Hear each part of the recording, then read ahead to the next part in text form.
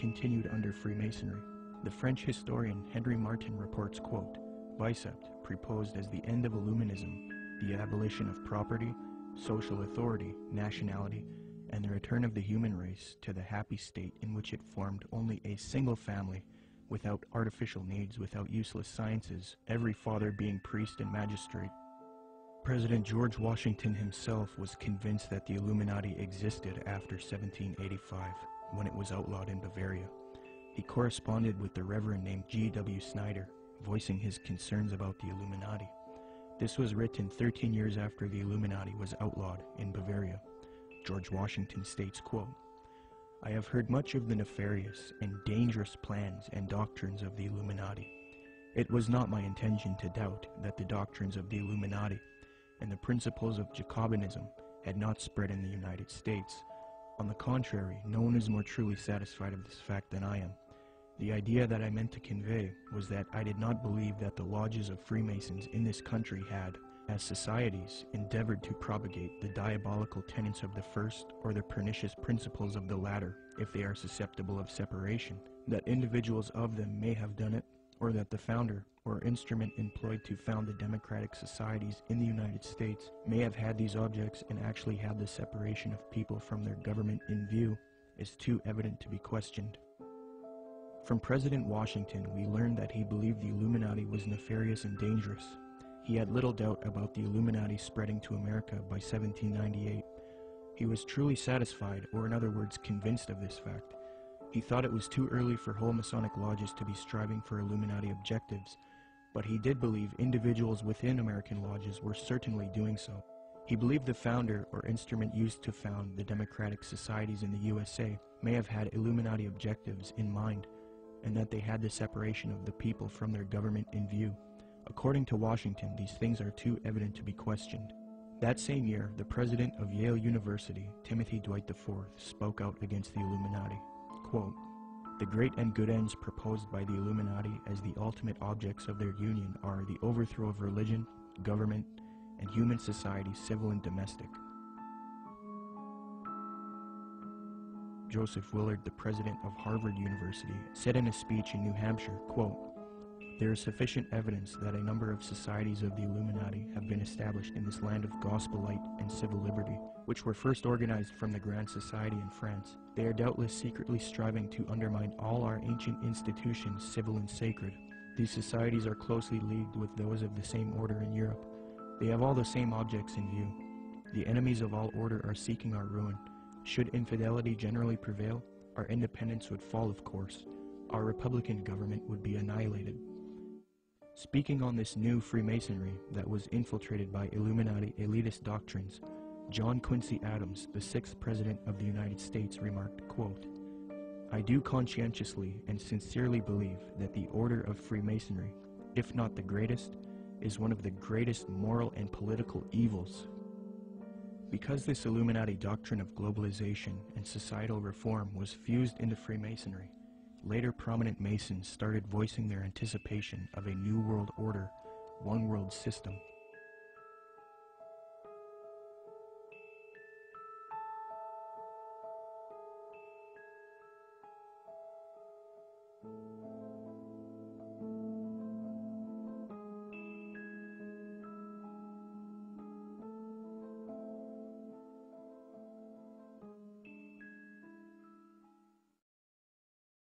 Freemasonry is just one of many ways to get people into the occult. But even more than that, it's able to get them into a really sort of packaged way to produce people that can be used in a more mechanical way in the system. That is, that they can be put into places of power to turn a lot of the gears and things like that. Let me demonstrate that the high levels of Freemasonry and Theosophy are now simultaneously striving for a new world order, one world religion. Their dogma is that for the upcoming age of Aquarius, humanity needs to unite into a one world government or new world order.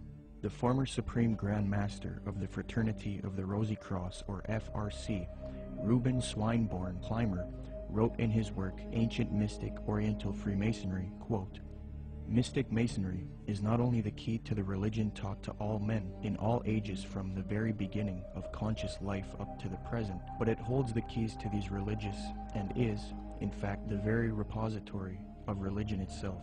It has for its object the uniting of mankind into a universal brotherhood. The 19th and 20th century Freemason and Rosicrucian Arthur Edward Waite admitted that secret societies he was involved with control political, scientific, and religious affairs. Waite believed that these societies always existed in every nation and are connected to modern societies, which I believe can be disputed. But nonetheless, he stated the following in his work, The Real History of the Rosicrucians, quote, "Beneath the broad tide of human history, there flow the stealthy undercurrents of the secret societies, which frequently determine in the depths the changes that take place upon the surface. These societies have existed in all ages and among all nations, and tradition has invariably ascribed to them the possession of important knowledge in the religious, scientific, or political order according to the various character of their pretensions," unquote. The official Freemasonic Scottish Rite magazine, entitled The New Age magazine, admits that it is for a New World Order, New World Religion, and New Age. Quote, "Great God our King has chosen the great American public schools to pave the way for the new race, the new religion, and the new civilization that is taking place in America. Any mother, father, or guardian who is responsible for the taking away of the freedom of mind, freedom of will, or freedom of spirit is the lowest criminal on earth, because they take away from that child the God-given right to become part of God's great plan in America for the dawn of the new age of the world." 33rd degree Freemason Manly Palmer Hall advocated world government, quote, "The new Atlantis sets forth an ideal government of the earth. It foretells that day when in the midst of men there shall rise up a vast institution composed of the philosophic elect, an order of illumined men band together for the purpose of investigating the laws of life and the mysteries of the universe. The age of boundaries is closing, and we are approaching a nobler era when nations shall be no more, when the lines of race and caste shall be wiped out, when the whole earth shall be under one order, one government, one administrative body," unquote. Alice Bailey, the prominent theosophist, stated, quote, "The new era is coming, the new ideals, the new civilization, the new modes of life, of education, of religious presentation, and of government are slowly precipitating, and nothing can stop them." N. Sri Ram, a prominent theosophist and New World Order advocate, stated, quote, "Let us first consider the restoration of the mysteries. It is well known among members of the co-Masonic movement that its work has been faithfully continued up to the present, and that its number of lodges has steadily increased. I imagine that at such an auspicious time, when the inner and outer worlds will have come much nearer together, some of the great leaders of the hierarchy might take part in the outer work of reconstruction and will then become the recognized leaders of the new world government," unquote.